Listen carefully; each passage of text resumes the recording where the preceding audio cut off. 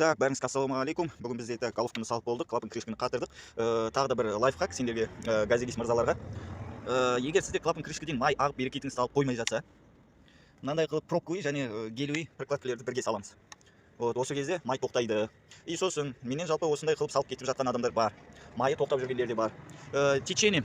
Осы прокладканы салғаннан кейін течение бір аптаның ішінде тағы да бір мына болттарын, клапан крышканың болттарын кішкене слегка тағы да бір тартып шығу керек болады. Сол кезде бұл жер құрғақ күйінде қалады. Осы есіңізде болсын. Так, газель автокөлігінде уже ескі көліктерде осындай қылып тоқ жағы шашылып жайрап жатады. Ал енді бұл жерде мына біз новый блок передохранитель салған болатынбыз, так бұған жалғау үшін. Бізде так бұл жерде уже қайсысы плюс, қайсысы минус екенін по точности определить етіп алуымыз керек болады. Так, мына қос қара проводтың біреуі бізде стартерге барады, біреуі замок зажигания, печка дегендерге барады. Так, мына қызыл провод освещение внутренний. Так, и сосын мына қара провод бұл зарядканікі, бұл қара провод мына тұрған стартердің проводымен бірге қосылады.